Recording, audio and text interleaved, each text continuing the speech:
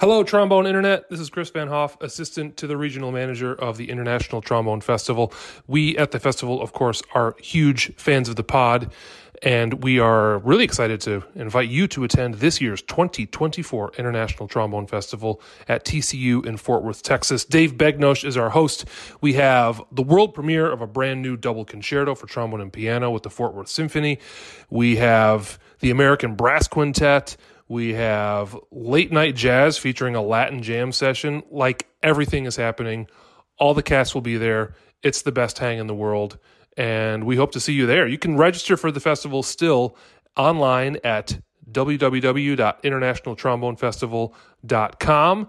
And it's happening the last week of May. So go register. We'll see you in Texas.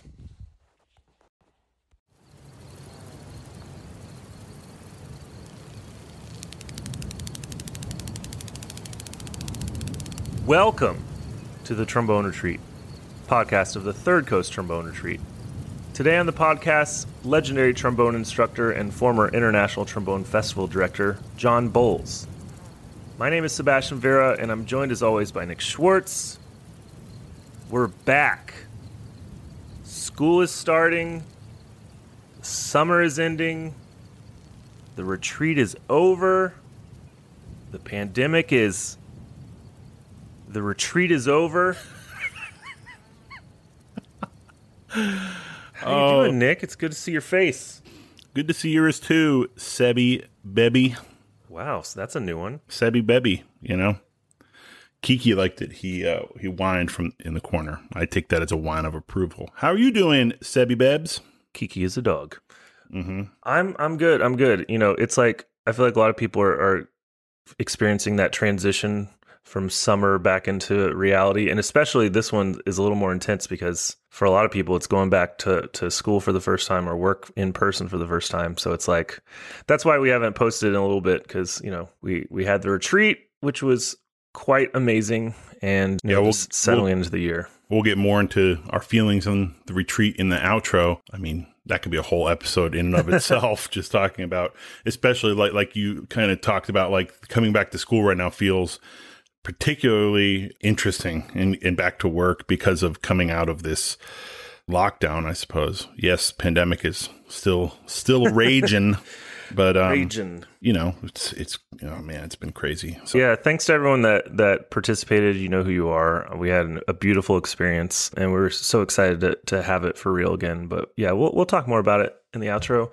So if you haven't subscribed to the podcast, subscribe. I feel like a new platform launches every week of a new place you can download us. But all the normal places, Apple Podcasts, Google Podcasts, Spotify, all that stuff, subscribe so you get a notification. Today, a really special interview for me. We interviewed Jon Bohls, who was my teacher, as well as other notable trombonists such as Brian Hecht and Zach Bond. And this was actually a live interview at the Festival of Trombones in Texas. And, you know, Jon, for those of you who don't know him, he's been a Texas trombone teacher for over 50 years. So anyone that's ever taught, you're going to love this episode.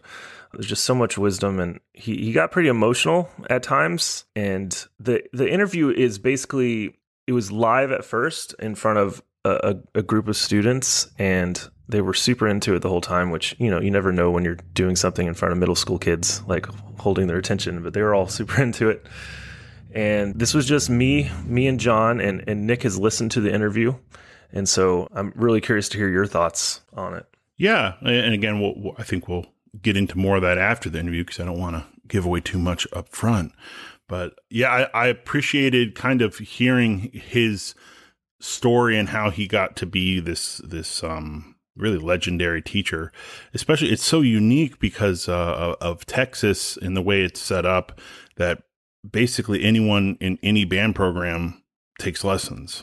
And that's very unique in this country that at a high school level, basically everyone is studying their instrument privately. And so he was able to build this kind of empire, if you will. And so I knew who he was, and I've met him once or twice briefly, but it's more just kind of like, hey, how you doing? So I don't know him at all. And it was very cool to hear his background and his life story. Yeah, so the first part is live, and then we have a brief wrap up a couple weeks later where we got a little more personal because, when you're in front of a group, sometimes there's some things that we might not want to talk about. But, special talk. And if anyone's ever been curious why, there's so many good trombonists from Texas, this is a good, good thing to experience. One thing, Nick, I got to do over the break was I actually got to visit Houghton Horns. Did you, from the car, crawl in like a pilgrimage?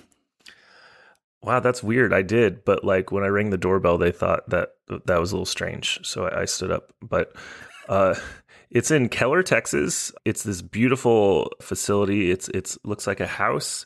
And I was kind of blown away, honestly. I mean, we've been supporting them for a while and they've been supporting us.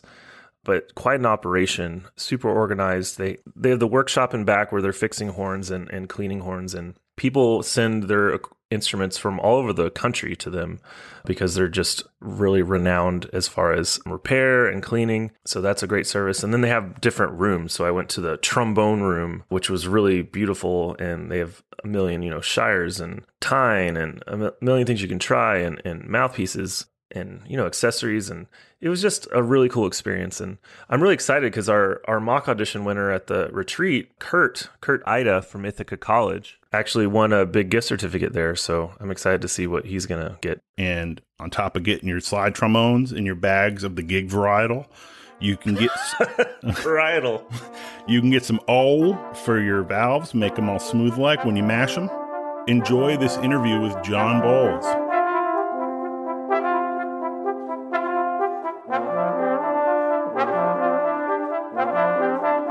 Jon Bohls. Hey, John Vera. How's it going? It'd be good. It'd be good. So thank you for hanging out.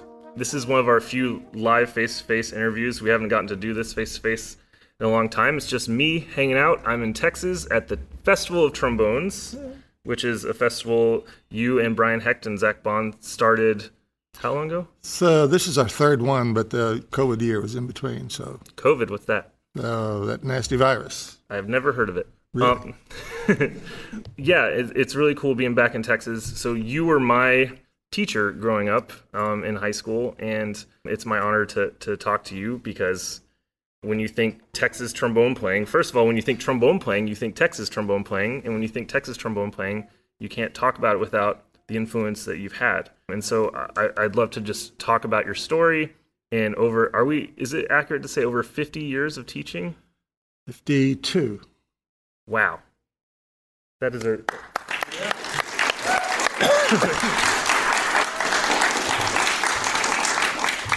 No big deal. Only 50. Okay. So I did a little studying. I don't know how accurate I am. Are we from Alice, Texas? My dad was a Lutheran minister for 53 years.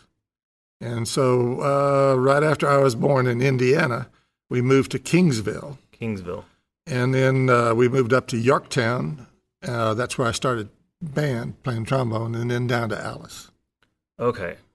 So, wow, Lutheran minister. And Alice it's a pretty small town. Yeah, Alice and Kingsville are right kind of on top of each other. They're both 40 miles west of Corpus.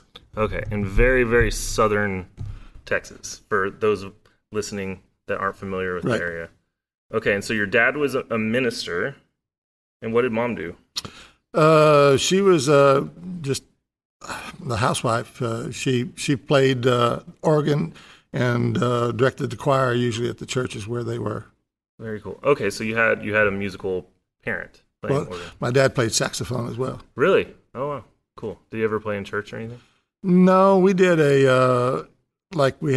maybe for one of his anniversaries, being a preacher for however many years. I have two brothers and had a sister. The one oldest brother played saxophone and bassoon, and the other brother played saxophone. My sister, she kind of held an oboe. That's more than most people should do, right?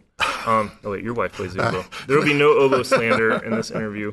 We like to make fun of other instruments, mainly euphonium. So growing up in, small town Texas, and this is what decade, if I may ask? It was the 50s, I guess it was. 50s. Okay. So are you Are you helping out? Are you getting a job at a young age? Are you doing lots of chores? In Yorktown, I worked for some of the farmers, would bale hay out in the pastures, whatever, and I did pick some cotton. Man, okay. So, because we're going to get to it, because I just had a feeling that you learned your work ethic from a young age, it seems like, because it's like throughout your career, it's work. Focus. Get the job done. So when did you start really, I mean, you were surrounded by music from your parents. When did you start to really latch onto music? I guess when I started, I guess maybe even before that, but for sure when I started playing the trombone. But before that, I sang, and I had to. My mom was a choir director. I'm the youngest, so I got kind of drug along to choir practice and had to sing. So it was pretty early on. How young were you when you started trombone? Do you remember? 6th grade, just like everybody else. Just like everybody else. What kind of music did you listen to growing up? Did you have some influences that just got you excited about music? Not until high school time, and then I remember just laying in front of the record player that we had and listening to, Tchaikovsky 4 or 6, one of the two. Record players. Are we aware of what record players are? So we're talking to a mainly middle school and high school audience. Thankfully, records are still around. Right. So listening to Tchaikovsky records over and over, and I never knew that there was a fourth movement to that one symphony because I never got that far. I kept going back and listening to the other stuff over again. You're like, loud noises. I can do that. Absolutely. Cool. So you went throughout high school, and when did you decide you wanted to major in music?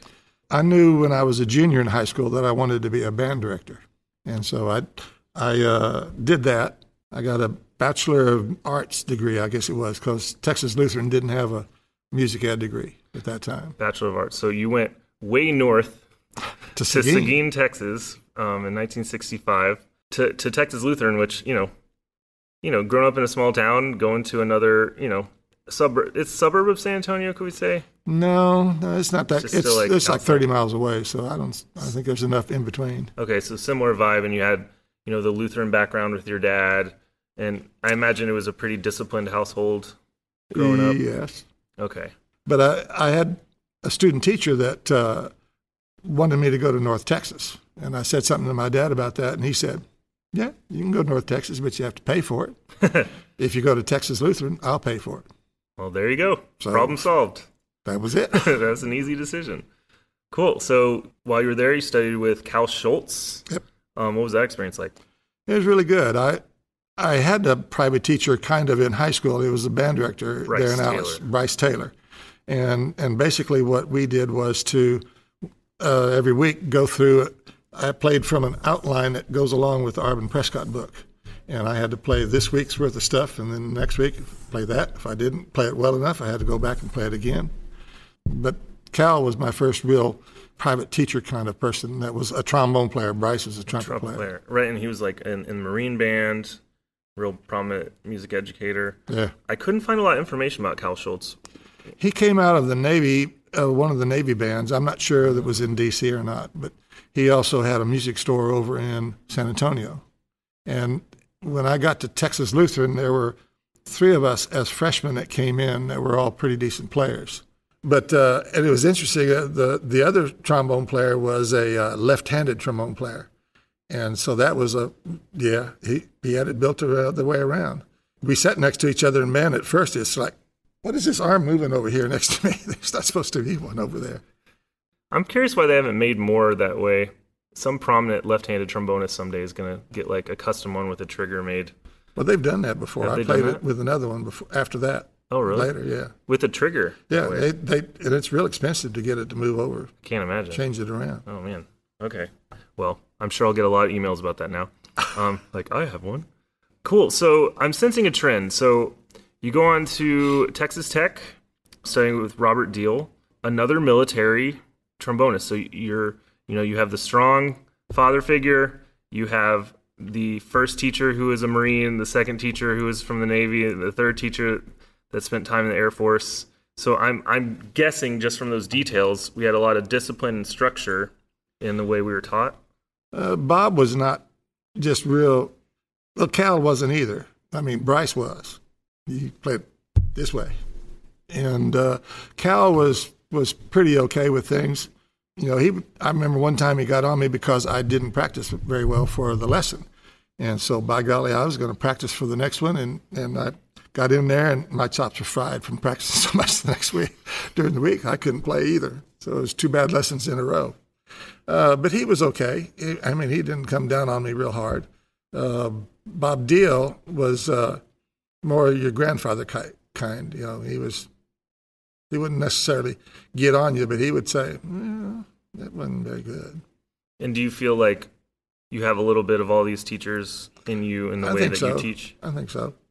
Cool. So you went on to follow this dream of being a band director and became a band director for 19 years, starting in 1969. So right after your bachelor's degree, you started conducting it in New Braunfels, Lubbock, Carrollton. Yes. So all over. Right. Was it everything you thought it would be? Yeah. It was everything up to that point was really, great. Good band programs. It just kept getting better. So that was good. And then I asked Sally to marry me in 79. And she wanted to work on her master's degree at SMU. And so I applied for a job. I was number 2 on the job at Newman Smith. And Sally got her master's. So just like climbing the ladder, taking opportunities. Something I really want to ask you is, you've watched the Texas music education system evolve over the last 50 years, and it's become arguably one of the best places for music education in the world. Right. for young people. It's something I didn't realize until I left, and I feel so lucky having, just the level of programs as a whole, how standard it is to be taking lessons. And I imagine it hasn't always been this way. And I'd be curious to ask you, what do you see as the biggest kind of driving factors that brought it to what it is today? I think it all started, the band programs really started taking off when football games became more prominent. Oh, do people like football here? Yeah. So band directors started to be way more competitive.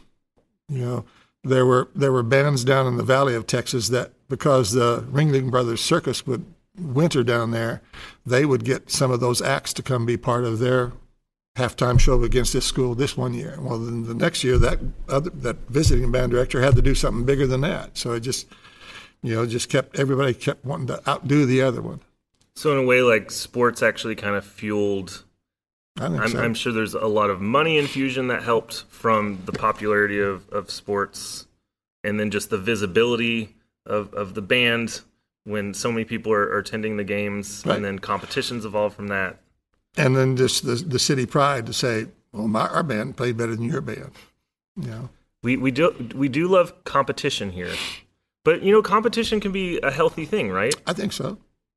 Our all-state system is so organized and structured, and it really breeds, there's always positives and negatives, right, from that kind of thing, especially when you look at art as a competition.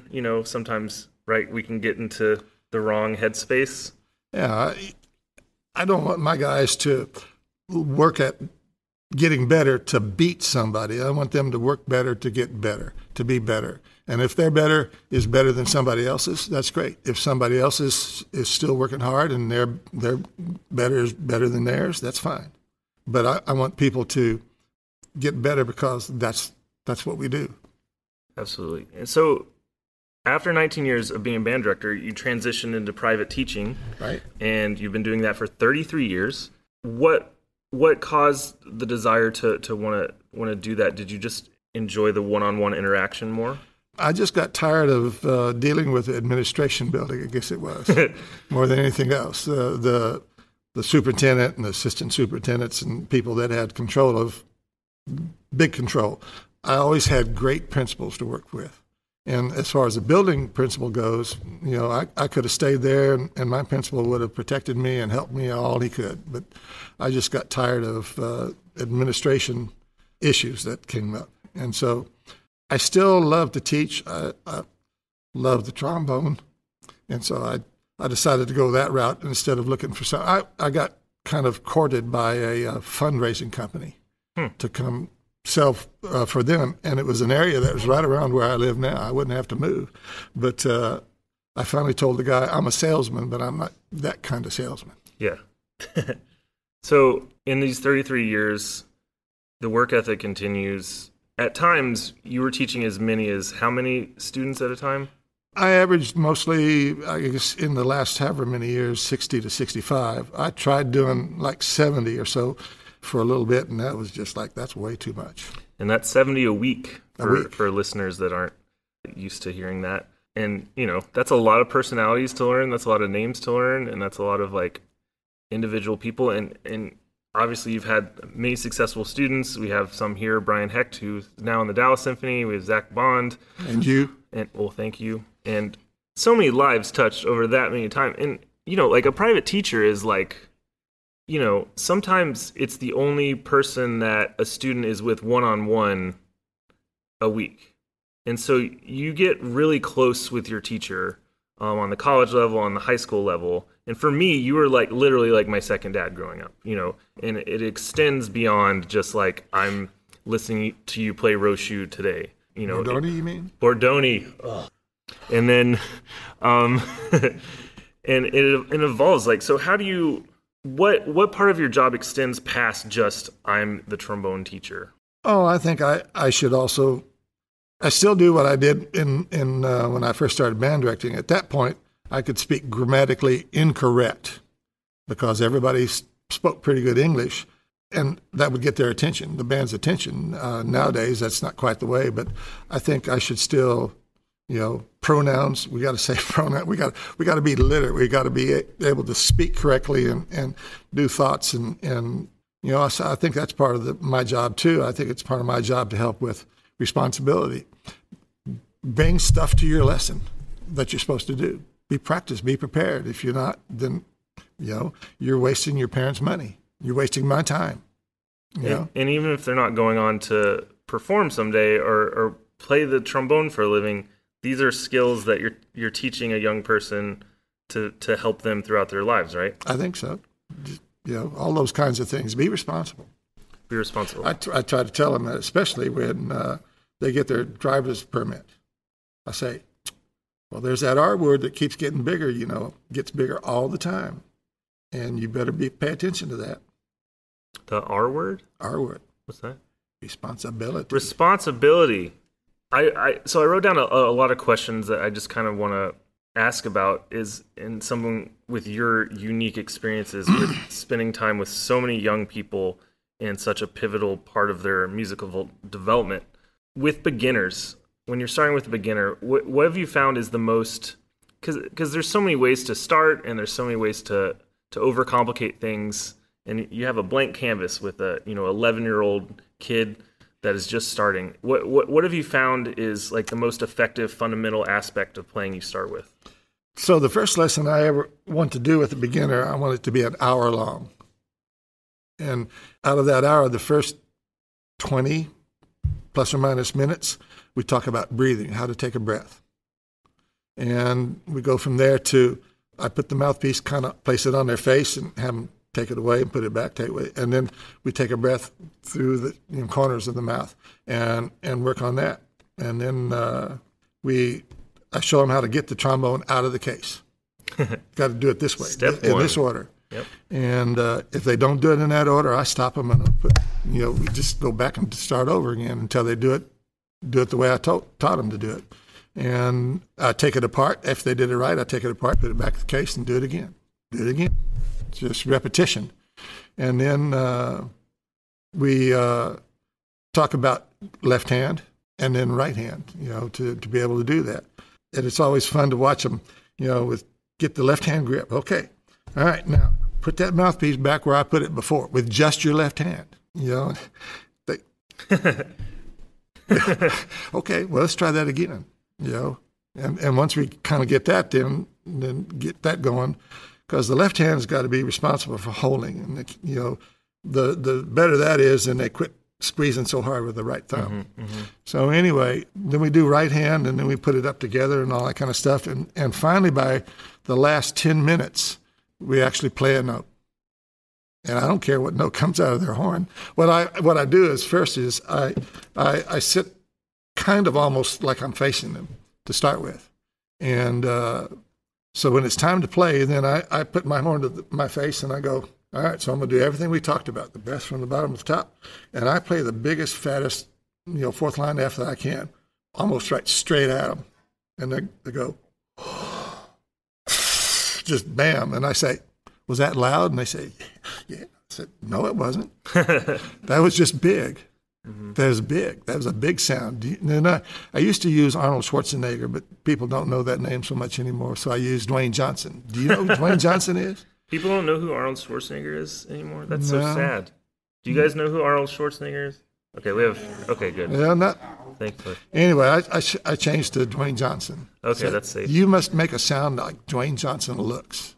Wow, okay. And so then we do it together. So what are the biggest, because it's such an opportunity when you're starting with a young person to make sure they don't get started with bad habits or bad things that will set them up for something that they have to spend a lot of time fixing later on. So, I mean, what are some of the main things that you're trying to avoid? Well, first of all, is the grip on the horn, for one thing. Again, the left hand, the right hand, they instinctively, everybody's going to want to squeeze just because this is so unusual. Mm-hmm. And most people are going to be right-handed, but even the left-handed at sixth grade age, they're not necessarily developed enough to be pretty firm with that. I give them the assignment they've got to do 3 sets of 10 every day. From that. Like lifting? Up 10 times. Wow. And if they've done 10, then they rest for a little bit, and they got to do 10 more. And then they rest, and they do 10 more. That's the assignment. One of the assignments for at the first lesson, so that they can get that, so that the right hand can be free, but to be more relaxed. But I think that's where it's got to start, and then the breath and the blow. Mm-hmm. And at that point, I don't say anything at all about tongue. None. Even for a couple of weeks, a couple of lessons, I don't say anything about using your tongue. That's better to wait on. Yeah, just blow air, and I use my tongue, but then they imitate me. They'll go right there at that point where I'm doing with together. And you're kind of known for being the guy that, every Bordoni that we play, you sing with, and so once you introduce music, you would sing along with every single Bordoni, and it's something I do with my students, and I could never play louder than you were singing. But there's something so natural about doing that, and I know there's a method to the madness there. It's just more instinct that I started doing that. Not any other reason, just instinct. I do it. I don't know. But good results seem to happen. It does seem to work. Get people thinking musically and get out of their heads a little bit. Well, I think, and one of the things also about Remington, and I'm not trying to be necessarily like Remington, although I use a lot of his stuff, but I think Remington quit playing. He started teaching there at Eastman at 1921, and he may have put the trombone down not much longer after that and didn't play much more. And he would sing in the lessons as well. I have a friend that was taught flute out at Lubbock at Tech. Margaret said, if you know the building of Remington, how the Eastman building is, you walk in and there's this grand foyer, and it goes up this nice staircase. Well, Remington's office was on the 3rd floor in the corner, back over there. And Margaret said you could hear, her words were, you could hear Remington bellowing from his office, his studio. I mean, we have one of the most vocal instruments. I mean, you could argue. So it's like, it makes total sense that that's hand in hand with teaching. And there's so many prominent teachers that, rarely even play, but they sing so much in their lessons, and it can be just as effective. So if you have a student that, you see are talented, or you just see, that they can do more than what they're doing, do you take personal responsibility to motivate a student who doesn't seem motivated? And if so, how do you go about it? Well, first of all, I think all of them are talented. The talent levels are different, but I think all of them are talented. And yes, if I think they're not playing like they should, then I'll say, I'll get on them, and I'll stay at it, and when it needs to back off a little bit, I see that I should not maybe push that hard or whatever, I'll do it, but then I'll come back again. And it's like, is it just kind of a person by person basis? Yeah. Like you just have to sense as a teacher, Right. like who needs to be pushed, who needs more encouragement kind of Well, thing? it's just like how interested are they in what they're doing? That shows, I think, a level also of talent, because usually the more talented is the more interested. And so then they, then it's given them harder things to play. So more interested. So that kind of ties in with my next question. What common thread do you see with students that tend to be making all state, tend to be getting into like a good music school, getting a scholarship? Is it just that interest? I asked a similar question to Joe Alessi, and his answer was like curiosity. I think it's like I said to the group this morning in the master class. One of the things that makes you and Zach and Brian the players you are is the interest in all. But I think it's also the discipline to do what needs to be done in order to get where you want it to go. Everybody has different places they want to go, and so we all work at it in a different kind of way. But I think that there has to be a discipline to play the long tones, to do the 5-note slurs, to do the flexibility. That's not fun. Mm-hmm. Unless you realize that in doing that stuff, you are actually getting better. And you recognize the fact that you're getting better. And then it turns into being fun. Yeah. So the interest in a way can fuel the discipline. Right. Can be it. Right. I think it goes hand in hand. How have you seen students change over the years? So much. Every single kid in here has a phone in their hand right now. How have you noticed the way technology has evolved, that it's affected how you teach or how students learn or attention or anything like that? I think there's a lot of good things that are out there with all the technology, but as far as how the students learn, I don't know that there's any real difference. When I was a band director at New Braunfels, we would audition everybody. And my first band at New Braunfels was 150 kids, 7th and 8th graders, in one band, upstairs on the second floor over the dressing rooms of the gym, mm-hmm. had no air conditioning, had those windows that were about however this by this, and they went out, that way. And we had one big old fan on the stand that if I turned it on, they couldn't really hear me, but if we turned it off, it just got hot. Mm-hmm. And so it was not the most ideal place, but they came ready to go. And when we auditioned, I would put like my first chair player on playing like first chair clarinet, and then the second best player played first chair second clarinet, and the next best one played first chair third clarinet. And then I spaced them around. I always would put a strong player beside a weak player.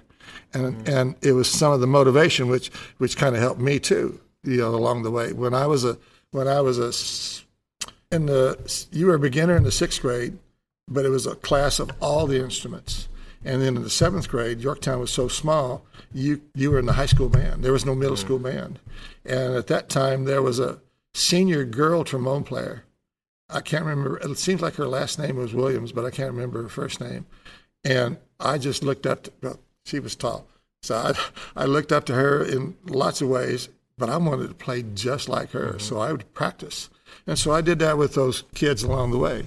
And, I don't necessarily use it a whole lot with the kids. I don't try to put my kids one against the other. But I think that kind of rubs off on them along the way and motivates them as well to get better as a player. So creating a culture within a studio, even in a high school situation, where you're encouraging the good players to be leaders and just putting them around this kind of good energy, kind of. Well, even in middle school too. I mean, even with 6th grade. So we have a lot of young, people starting their careers that listen to this, and a lot of established teachers listening to this, and a lot of people not just playing in an orchestra, but like moving to a city and wanting to establish their own studio or wanting to get students.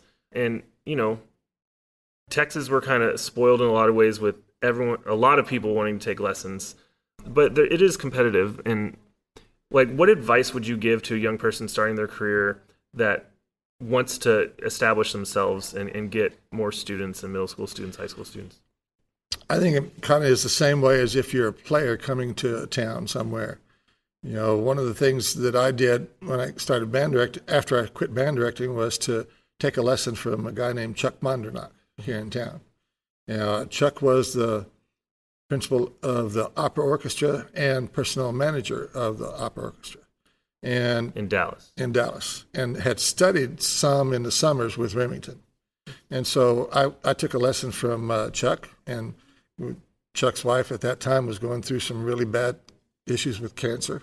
And so Chuck called me a lot to sub for him with Pete Peterson's big band. And boy, was that fun. It was also terrifying, you know, because those guys were the best musicians in Dallas. Mm-hmm. And you had to be kind of up on your toes. If you weren't, that wasn't going to last very long. So I think it's the same thing. When they come into a town, you need to identify the teachers and see, you know, if they know of people, maybe take a lesson with that guy, see how they teach or whatever. It's the same kind of thing. I think you need to make some connections. The good thing is there's a lot of trombones in the area. There's a lot of schools that are very competitive with a lot of good trombones. The bad thing is there's a lot of teachers already teaching those people. So there's not many, you know, nobody's going to be willing to say, well, here, I'll give you 10 students. Yeah. That's 10 students worth of money that comes out of my pocket. I'm not necessarily going to do that. You know, I might would do, you know, something along the way, but that's.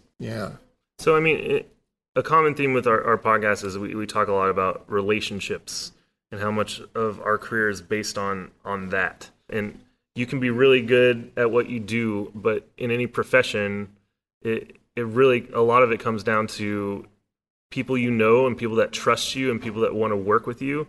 So like with anything, it sounds like what you're saying is like just getting out there, meeting people, playing for people. Networking, I think, is what they call it. Networking. I hate that word, though. No. I hate that word. It makes us sound all corporate. And I don't sit at a desk. Well, I'm sitting at a desk now. So a question Brian actually gave me to ask you. What do you want to pass on to the next generation of students and teachers? And like, what do you want Jon Bohls' legacy to be? No pressure. Well, love what you do to start with, because if you don't, you're not going to do it very well. So love it, have a passion for it. Nothing is going to get handed to anybody. You know, I tell them a lot. If I had a formula that could make, you know, magic dust, that if I threw it all over everybody, that'd make them a great player, I wouldn't be here teaching private lessons. I'd be rich. Yeah, that'd be nice. That'd be nice, but nobody would have a job anymore. But anyway, it's. I think those things, you know, love what you want to do, have a passion for it, and know that in order to do that, you have to work hard. You better work hard. You better be willing to, you know, fall on your face. But you get right back up and you get after it again.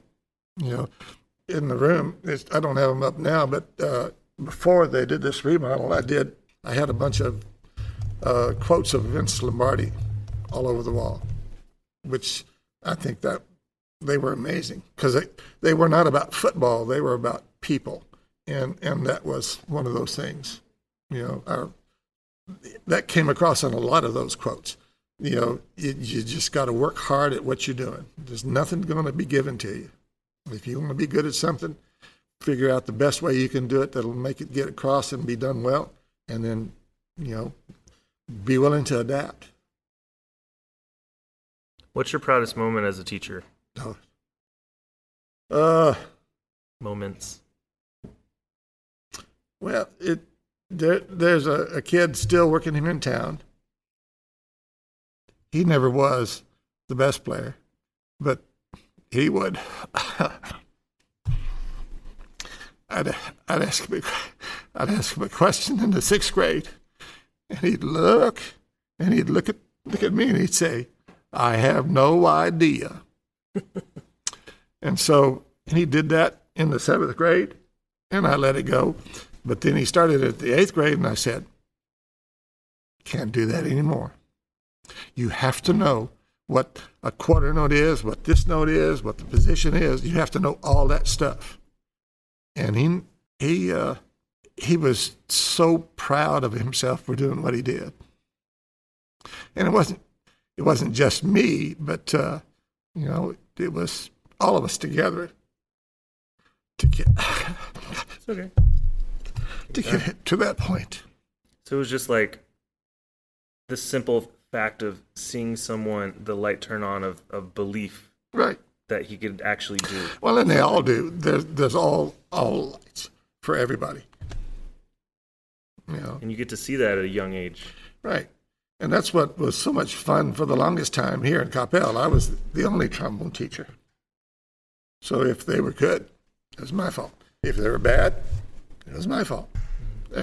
That's not the right word. If they weren't good, then it was my fault. But, and that was so much fun about starting beginners. One final question we always ask, and I definitely want to talk to you another time, and we'll add in some of the talk about your time as the director of the International Trombone Festival. Something Nick always asks guests at the end of every podcast is what do students not do enough of that they need to do more of? Golly. Yeah, to me, it's a majority of them. It's do more of those basic fundamental things well. People are interested in playing all region music, or their solo, or their audition music, whatever it is, and so they don't really necessarily spend the time on those basic fundamental exercises that they should before they get to that stuff. And so I would say it's more of that than anything else. Okay. Is there, and final question, is there anything else that we haven't said that you'd like to say? I do love what I do. So. And we are very lucky for it. And it's hard to even say to you how much you've meant to me in my life. Like right here, I'll probably say a lot of it in the intro and the outro. But we're all luckier for it. And just your work ethic alone and your dedication to your students emotionally and spiritually, and just being there every week and being consistent, it taught me so much about how to be a man and how to grow as a person. And I think you have a lot of students, current students here, and I think if they don't know that now, they're going to know it later. But thanks so much for hanging out, and we'll talk even more a little bit later. My pleasure. That was great.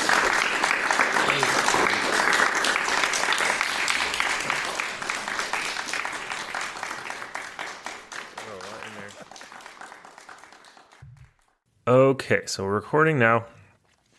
So one really significant contribution to the trombone world that you've had in your life was you were the International Trombone Festival Director for, am I correct, is it 2009 to 2014? 2009 officially, but I really didn't do anything in 2009, and it ended with the festival in 2016. Oh, in 2016. Okay, so quite a while. So how did that come about? What made you interested in the job? Well, 2002, the festival was going to be held at North Texas. And I remember asking Tony Baker, I was telling Tony Baker twice, he was the host, that if you needed any help, just let me know, and I'd do what I can. And late one night, I mean, like after 10 o'clock, Tony called and asked if I'd like to do the exhibits. And I said, okay, what does that involve? And he told me, and I said, sure. And so he said that they were going to then talk to, consider 3 people. I was one of the 3. And he would get back to me. So after however much time, he called back and said, if you want to do it, it's yours. And so starting in 2002, I became I did the exhibits. And that's a lot of logistics and communicating with businesses. But I had so much fun doing that I went to Steve Greenall, who at that time was the festival director, and said it sure would be good for this same face to be talking to those same faces, to build up a rapport so they know, the exhibitors know who I am, and they can trust me when I say I'm going to do whatever. And so he went off, and I'm not sure who all he checked with, but came back and said, okay, we'll do it. And so I started doing the exhibits 2002 to 2008. And it was at that time that at the end of the festival in Utah, at Salt Lake City, that Steve retired from doing that. And John, there was an ITF board at the time, John Drew, Tom Plesick, and Niels Ole Bo Johansson. And they talked it over amongst themselves and asked them if I would be interested in becoming the festival director. And I said, okay. And so anyway, I was. Did you have any idea what you're getting into at that point? Kind of, but I was very still apprehensive because I did know what that was going to involve. And so they said it was my job to do. I mean, a lot of people have gotten a chance to go. I went for the first time about 12 years ago. And it's something that, we think about when we go, but it's something you're planning all year. Right. Right? Pretty much. Tons of meetings, tons of site visits. It's a lot to wrap your head around, right? Well, yes. I mean, there's a lot that goes into it. There is, you got to have whatever logistics. There's so much importance on the site host, whoever it is. Like in Austin, it was Nat Brickens. And so they have to have working knowledge of their school of music and how you get things done, who to talk to, what are the important people, and all of that kind of situation. Artist list has to be put together, and all of that stuff has to go on, and then just work through it. You got to get a schedule put together. I imagine there's a lot of people that want things when you're running a festival like that. A lot of people that want to be able to do different things, and a lot of conflicting voices. Is that something you have to juggle? Yes, and each facility, just the facility itself is different and unique. Like Vanderbilt was a small place, and the exhibit space was not necessarily really good, but we made it work. So you have to do that, and you have to figure out all the performance venues, all the rehearsal venues. You got to get a schedule put together of not only what's going on with the sessions that are being viewed by people, but you got to get rehearsal times. You got to know when everybody's getting in, arriving, and when they're going to leave, and you got to make hotel accommodations for them all while you're doing that. I mean, it sounds like a ton of work. Were there moments where it was worth it, where it was fun, where you're having a good time, or is it kind of like treading water, make sure it's like the sacrifice you're doing to make sure everyone else is having a good time? I think it's mostly the first part, what you said. It's a ton of work, but it was always fun to try to, it's like a big puzzle and you had to put it together in order to make it work. And then the relationships that you have with the people, all the people that are involved, not just the artists and not just the exhibitors, because as being the exhibits director, I would go over to the exhibitors and talk with them and make sure that they were happy. And if they weren't, try to do what I could to, appease that. But you got to know about the secretaries to go to when you need something. You got to know where the copy machine is when you need something. You got to know where sound technicians are when you need something, and be able to make all of that work. I wouldn't wish it on anyone. It's a ton of, it's a huge responsibility, but I mean, man, it's so special when it all comes together. Absolutely. Is there something that, what are you most proud of during that experience? I would think just being able to make a festival go so that people don't know what might be going on in the background. At one festival, I got an email from an artist that I had scheduled to be doing something on a certain day, and he sent me an email saying he didn't know he was supposed to be there that day. He was scheduled to come in the next day. People didn't know that there was really something going on, or just all kinds of things like that. You can't use this room now because you didn't book it. Well, we need that room, so where else can we go? Yeah. That is kind of a selfish thing. It's like making it so smooth and like all the things you do for people, but not needing the recognition for it. And that's kind of been like your life in so many ways. You're so selfless with your students and how hard you work. And it's probably one of those things I'll realize as a parent. It's like your kids, for example, never realize how much you're doing for them and the sacrifices you do, kind of thing. But so with the festival, is there anything that you regret or wish went differently? I guess, the end, I could still be doing it right now if things would have worked better there at the end in 16, but it is what it is. It worked out like it worked out, and so everybody moves on. So what do you mean? What do you mean how it ended? Well, there was a bill left over to pay, but I had to have dorm space for the student college workers. And Juilliard. Juilliard, right. And so we had a contract I signed, and it just worked out that there was a bill left over from the dorms that had to get paid. And that's, as a result, then that was the end of my festival director career.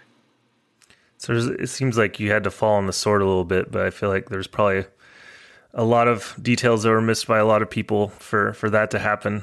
You're trombonist, not a lawyer, trying to read contracts for a living. Well, it was something we had to have. New York's such an expensive place, and I had no way that I could, out of the budget, pay for hotel rooms for all those people. And as it turned out, I didn't have budget to pay for the dorm space either. It's a tough place to have a trombone festival. I can't even imagine trying to make that happen. I mean, I could barely afford to eat out for dinner once a month when I lived in New York. Just everything, every price for everything. I mean, people forget how much cost goes into throwing a festival, but I mean, every cost was probably multiplied by what another average city would be. Right.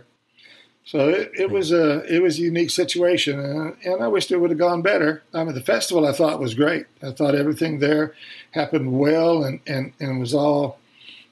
I thought we organized a good festival. We had good artists. We had good presentations with everybody, concerts, recitals, everything. I thought it was just cost more money than thought it would, or that we had coming in. Well, no one doubts the contributions you made during your time, and I mean that's hard to do anything that long. But those festival years were so strong, and I mean I was there for the UT one, and that was such an amazing experience. We've only grown from it. Absolutely. So I'm sure you got a little bit more free time when when that opened up, which I'm sure you didn't mind, and neither did your wife, who I just got to wave to. Yeah. But if you don't mind, I would like you to elaborate a little bit. You got a little emotional when I asked you about one of your proudest moments as a teacher, and you talked about a student you had that basically, he basically never thought he could do something, basically, and he wasn't your most talented student, but he was a student that it seemed like it was tough to break through to. And then at one moment, it just it locked in. What about that student really stood out to you? Well, he was definitely mentally challenged, and he was a really nice guy, sweet boy. When he was in the sixth grade, turned into just a nice person as he got older.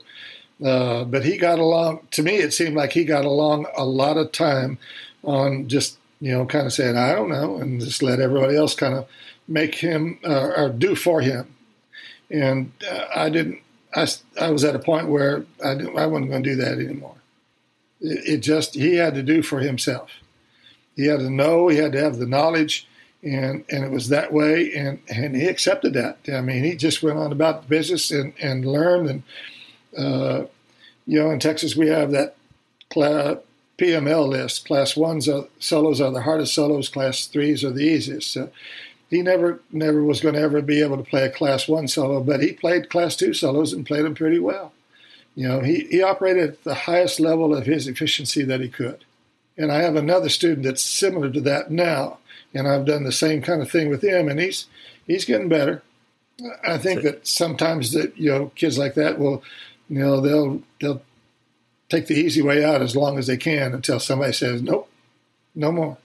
I wasn't ugly about it. I just said, nope, we're not doing it that way. Yeah, because I imagine as a teacher, it's easy to kind of coast as well when you see a student that's obviously struggling or just kind of maybe self-limits themselves, and to kind of fight through that and not only convince yourself, but convince them, hey, you're capable of doing a lot more. And absolutely, you don't have to settle for that. Even this morning, I was doing a lesson with this 8th grade boy, and 6th grade year and his 7th grade year, we were all 100% Zoom. But over that 2-year period, finally, he's recognizing the fact that, he needs to operate at the way that I want him to operate. And he's becoming such a better trombone player, and he's enjoying it now. He sounds good. He's got a certain amount of knowledge, and I just keep wanting to build on that. The other kid that came in right before him, kind of the same way. For 2 years, 6th grade and 7th grade, we were just at odds with each other. But both of us stuck with it, stood by it. So how do you break through with a student like that when you feel that resistance, either to your teaching or to like what they think about themselves? I don't know. I just have the idea that I'm going to try to get. I'm not intent on making anybody be a professional player like you or Zach or Brian. But I think everybody has the ability to operate at a pretty high level. The kids are smart, so it's a matter of being able to find some way, whether it's being really, hard-nosed about it, or very complimentary about it, or whatever you have to do. I just think that I'm going to stay on that until they come to that understanding themselves. And when that happens, then it's like, well, this is a really fun situation then for both of us. Yeah, and you said something interesting just then. It's different with each student, right? Because sometimes, like you said, you have to be complimentary or be more hard. Like some have the talent but don't have the discipline. Some have the discipline but not the belief in themselves. So it's like, right? So you have to kind of figure out how best, like you can't just like be hard-nosed with every student. I mean, it'll work with some. Right. But you'll turn off so many more that, can enjoy playing trombone, enjoy music, enjoy the discipline that it takes to work on something and make it get better. Pretty much all the kids, I had 6 kids today, and pretty much, the first one was at FOT as well, and I kept pounding on him at that time that, you've got the knowledge, you just got to believe in yourself that you can do it, and he's starting to do that. And then that other boy that was there, I mean, such a stronger sound, he just smiles when I talk to him about that. And the other kid that, he recognized the fact that he was real scattered. He just, all over the place as a 6th and 7th grader. But now he's more focused on what he can do. I'm not going to try to have them give their soul to the trombone god. I just want them to practice, be disciplined, and have a routine about how they go about their business, and understand that makes you better. And when you're better, that feels good. Yeah. Oh, I love hearing all this. And because that applies to everything they could possibly do for the rest of their life. Absolutely. Absolutely.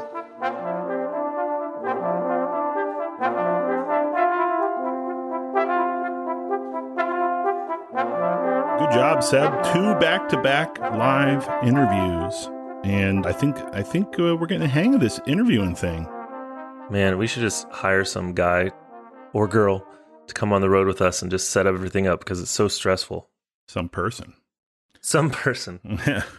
I mean, yeah, I think each time it's one of those things, it's going to get better and better and better, and we're going to be able to foresee possible pitfalls and obstacles in our way for these live interviews. Did you say opticals in our way? Obstacles.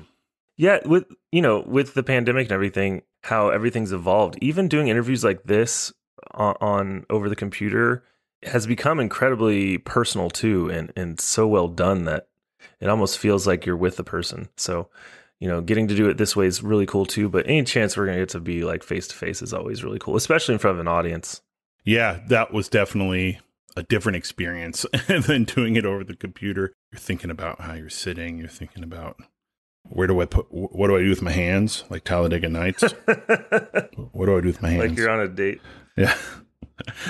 So yeah, good job. Good interview. I mean, you're always good, Sebastian. But yeah, it's tough doing these things in person, in front of an audience. And for me, it was really interesting just getting to hear, like I teased in the intro, getting to hear Jon's story. And I thought it was really interesting just hearing how he became the director of exhibits at ITF to running the whole show, the big show. And, you know, that was I think it was a very tough time for him what happened, and how he left the ITF. And 'cause he obviously loved it. And, you know, it's just, sometimes these things happen in life, unfortunately. And I think that he's a great guy who cares a lot. And, you know, mistakes were made by people, and people are people. We're humans, and we're going to make mistakes. And he took one for the team. Let's put it that way. Yeah, I mean, he definitely fell on the sword, and there's probably a lot of mistakes that were made. But I don't think anyone that knows him would ever question his devotion to ITF. And during that period, you know, it really grew, and so much happened. And, you know, and there's the ITF's rebounding a bit, but, you know, getting to experience it live, it was a great experience. And I think it's important that we all support this festival and the organization. And if you're around, if you can go to the festival, go. If you can join. It helps so many people involved to really to do so much for what we all care about. Yeah, and the other thing I wanted to kind of unpack a little bit is that moment where he got quite emotional. And, you know, at first listen or glance, however you want to say it, it seems like a interesting time, like the content of what he was speaking about, an interesting moment for him to get so emotional. And I thought about it a little bit, and here's my theory. Of course, he's going to have his reasoning. I mean, he's the person with his emotions. But I think it wasn't even necessarily about that specific student and that specific story. I think it was that you were sitting there and giving him literally a microphone to tell his story. And he's not a spring chicken anymore. He's getting up there in years and getting towards the end of his career. And I think it was a moment where, with that story, he was looking back at what he has achieved. And students like this one he was speaking about, that he knew this student wasn't going to be a professional trombone player. But that's not the point. With this student, and it probably reminded him of a dozen or more other students before this person that had similar personalities, problems, and to give that student direction and a work ethic. I mean, you can, we all know this as musicians, like studying music and building a routine around practice, that is translatable to everything in life. And the lifestyle that we live with, the rigors of the lifestyle and the scheduling and the discipline, 99% of people walking this earth never do that for themselves, never develop that sort of discipline around anything. And so to give a young person that direction is pretty powerful. And so I think that moment was kind of more of a reflection on that he spent a whole career basically doing this for numerous, countless almost people. Yeah, I mean, the guy just radiates integrity and humility, and he's always there. He's 74 years old. He's been teaching over 50 years, and he was my second dad growing up. I mean, no question. And when you're that age and becoming who you are, it's, a person that spends an hour with you every week is so much more than just someone that tells you how to play Bordonis, and just having, as now that I'm a teacher, I'm learning how much that just modeling, that's the buzzword, is so much, almost so much more important in how you teach someone than like the things you say, like your actions and how you act, how you react to things in every situation. Students are always, observing you. And it's the same way, like we become our teachers in so many ways. We become our parents in so many ways, just because we've experienced how they react to things. And so just being around him, and we talked about his upbringing and the teachers he studied with, it's just like, do the work. And with this student, and at first I was that's why I wanted to talk to him a little bit after that live interview, just so he could talk more about that student. Because in the moment he really broke up and I couldn't quite get the context of why that was so emotional for him. And, this student was a special needs student, and sometimes those students, they're always given an out, and, for good reason most of the time. And he said this student was just never he never learned the thing. He always said he couldn't do it. He was always giving up on himself, thinking he couldn't do it. And Jon just decided at one point, he's like, you know what? You can learn this. You can learn these notes. You can do this. And it gave the student confidence, and he set a boundary. All of a sudden the student started thriving. And that's what really got to him. There's a lot to unpack in that too. If you're like this kid, he's probably been told, maybe not directly, that he can't do things. And with the excuse of, oh, you're built different. And it's like, okay, yeah, that's true. And there might be things that you really can't do, but why not, just like with anyone else, set a standard of, it might not be the same standard as everyone around you, but being like, no, we're not moving on until you get this, because I know you can. Not because I'm being mean, because I know you can do it. And that in and of itself is so powerful, just believing in someone who maybe hasn't been believed in before in a real way. It kind of, when you were talking, it kind of made me think of a couple years ago, I personally changed my philosophy on teaching. And it used to kind of eat me up, because most students that come and study with me, and I ask every student I have, what do you want to do with the trombone? Where do you see the trombone in your life? Is it in the front, in direct focus, or is it part of a vast array of things in your life, and it's just one of the important things in your life? And almost always it's, I want to be a professional trombone player, and I want to play in an orchestra. That's 95% of people who I teach. And I don't push them that way. I just ask them, with no pressure one way or another.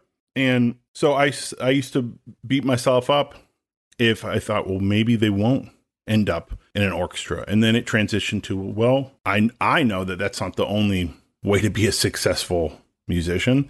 There's plenty of there's more freelancers in the world than there are people who have one full-time orchestra gig.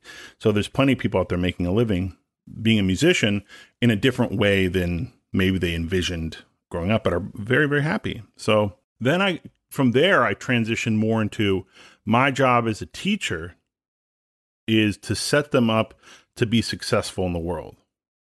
And absolutely, look at, we view the world like we're the only career where once you leave with this degree and you don't end up using this degree exactly how you thought, that it's somehow a version of, I don't know, wasted time, wasted degree, failure. But I mean, almost every other degree you can get in college, that happens to. You could be studying economics and end up working for a startup in marketing, and what it boils down to is being organized, reliable, a good person, and disciplined. And if I can set you up with these things, and you can do that consistently and build yourself to teach yourself and go out in the world and be successful, then my job as a teacher has been a job well done. So it's not that I'm changing my viewpoint and giving up on you being a orchestral musician. I want you to achieve your goals, but I also want you to realize that, hey, you might be 18 years old when you come to me. When I was 18, I thought I knew what I wanted in the world. And so, yeah, it's tunnel vision. Some of the things are true. I did know some things, but 95% of what I thought was true has now evolved or completely changed, because that's what we do. We grow.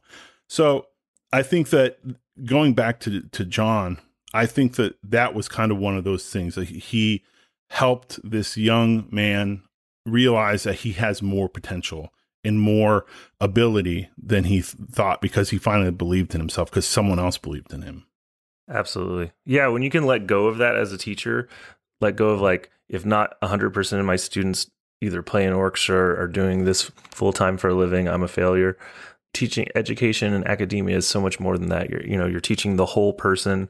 You want them to be happy, functioning members of society that contribute, that are happy, that can support themselves. That's your job as a teacher. We've been there too when we were 18 or starting grad school, especially if you've been studying music. It's starting to be scary because you're about to be an adult and your parents aren't going to help you anymore at some point. And you're like, crap, it's really hard to win a position. And that's what we do at the retreat too. We talk about all this stuff that we're talking about now and try to broaden it out to broaden out that tunnel vision. And I was encouraged by asking that question to a lot of students this summer. And a lot of them were just like, I just want to play music, whether it's teaching, whether it's playing, whether it's doing something, like I just want to be around music and experience it. And I think that's such a good mindset, because there's so many ways to be happy playing the trombone. And I think there's so many things that haven't even been thought of yet. I think there's so many ways we can be creative and find ways to share our art with people in a way that you can support yourself and do something that you believe in. And that's the cool thing. And don't just limit yourself to this, like playing in institutions, because there's so much more. But yeah, thanks to everyone that came to the retreat. The weather was perfect. There was a million beautiful concerts. Our guest artists, Koichiro Yamamoto and John Romero, sounded beautiful as always. Helen Lucan on piano, and it would take forever to list everyone by name. But our hosts, our host, wonderful. It's just if you guys are ever in the area, we're aiming to have a professional choir again next summer. So hopefully we can get a lot of colleagues to come out and play a concert and hang out and experience it. Go out on the boat. But thanks to all the students, it was just a wonderful atmosphere and attitude. And it was, it's a ton of work, but it's so refreshing for the soul, Yeah, this one was unique in so many ways. First of all, it was our smallest retreat on kind of by design. Normally we have 20 students that we accept. This year we decided to have 12. We always kind of decide based on the chamber music. So we usually do numbers of 4 quartets. And that was interesting. It was really interesting. Of course, the choir was smaller, but it didn't limit us. I mean, you can do almost all the choirs out there, except for maybe some of the crazy Jim Nova arrangements that have 16 or 20 parts or something crazy like that. August in Michigan is wonderful. It's very beautiful.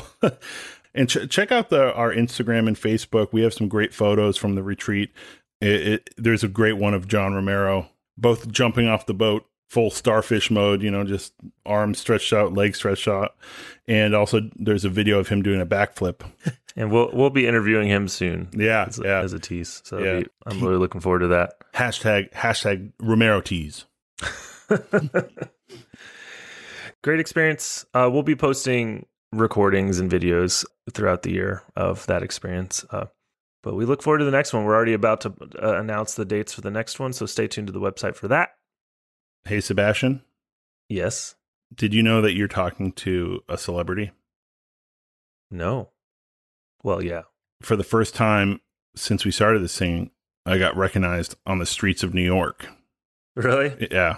I was on my way to play Mahler 2 with the Met Orchestra a week ago. You dropped something there.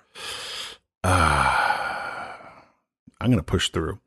And someone taps me on the shoulder and said, "Hey, I just want to let you know I'm a huge fan of the podcast, and it's really helped during the pandemic to listen to all this stuff." Yeah, it's always nice to hear this. The thing that's blowing me away lately is more and more people are telling me that they listen to the podcast that aren't even trombonists, and more so, a lot of people aren't even musicians. And I have some friends that have listened to every episode that aren't even trombonists or musicians. And the fact that they're getting something out of this means so much. And that's what I was hoping, that, these stories are universal. It's through the lens of, we play the trombone, but life stories and figuring out things. And that kind of wow, That blows me away. I don't even know what to say. So I thanks know. to everyone that supported us. We're going to get back to our regular schedule, and we have very exciting things to announce. We have a lot of big things coming up in October, so stay tuned to that. We'll reveal everything in the next episode. But if you enjoyed the podcast, please consider leaving us a rating and review on iTunes. If you want to leave a question or topic you'd like us to discuss, we may answer it on the podcast. Follow us at Trombone Retreat on the Facegrams, Insta Tweets, U-Books, and Twitter. And our website, tromboneretreat.com, where you can also join our mailing list. Also, feel free to shoot us an email at tromboneretreat@gmail.com, as we love hearing from you. On Instagram, follow Nick at basstrombone444 and myself at js.vera. And as always, sometimes when you get angsty, get off your chaise lounge, hit the pavement, go to the Piggly Wiggly, grab some Bisquick, mix up a fresh batch of hot butter biscuits, and remember to retreat yourself. Is it chaise or chase? Chaise. Yeah, I kind of botched it a little bit, but hey, what are you going to do?